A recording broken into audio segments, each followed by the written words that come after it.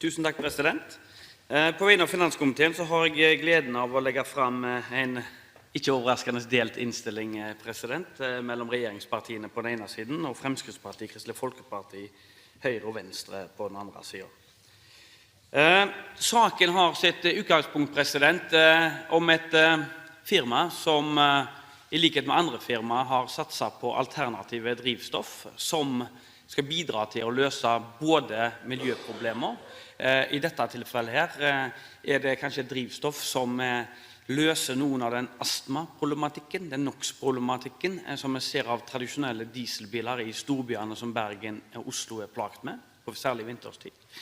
Det da noe så enkelt som GTL-diesel, som heter forkortelse for Gas to Liquid, som i praksis så enkelt at det flytende gass som omgjøres til diesel, som en vanlig dieselbil kan fylle på en ordinær måte.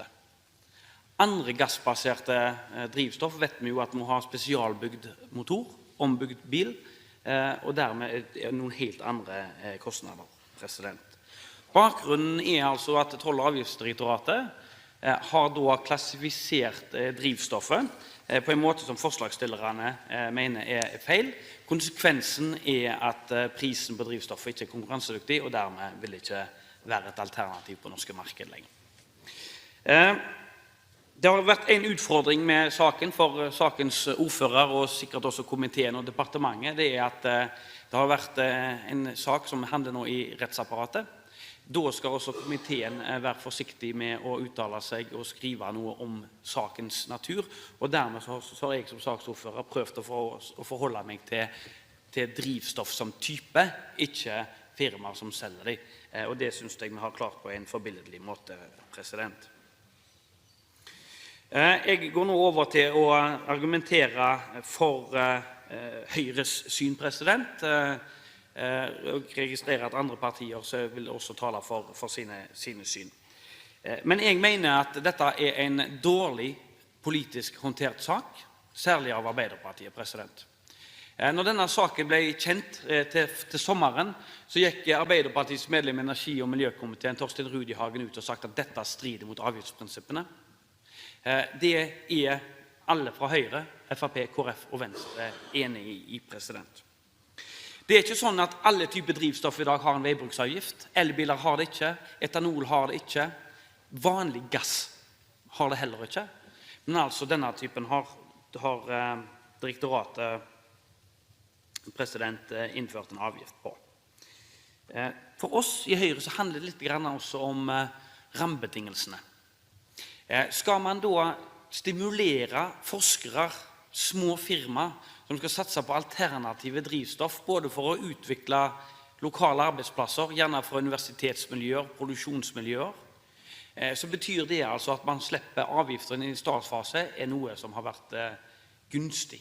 Og dermed så har regjeringen og Stortinget vil være premiert dette. Det ble en foreløpig dramatisk stopp med det i biodrivstoffsaken, president, og regjeringen skriver i sin sak til komiteen at man vil ha en helhetlig gjennomgang av bilavgiftene, og også veibruksavgiften, at alle skal betale veibruksavgift på sikt innen 2020. Da har utgangspunktet for forslagsstillerne og de andre opposisjonspartiene, president, vært at da burde denne type drivstoff fått unntak for veibruksavgiften så lenge som regjeringen holder på med den helhetlige vurderingen. Og hvis ikke så blir det i strid med, som Arbeiderpartiets medlem av energi- og miljøkomiteen, president Torstein Rudihagen sier, det ikke i tråd med sånn som ønsker det. Og jeg skjønner, president, også at det kanskje har vært et problem innad i Arbeiderpartiet, og derfor så mener jeg at denne saken kunne vært løst på en annen måte. Det kan hende at saken kunne vært løst bedre hvis det ikke hadde vært en rettssak ut av det. Det kan hende det hadde vært justert på en annen måte, men jeg føler at Finansdepartementet har stått litt for fast sammen med avgiftsdirektoratet. Jeg vil takke komiteen, president, for et rimelig greit samarbeid, selv om jeg ikke har oppnådd enighet heller i denne saken. Jeg benytter anledningen til å ta opp det forslaget som da Høyre, Fremskrittspartiet, Kristelig Folkeparti og Venstre står bak, president.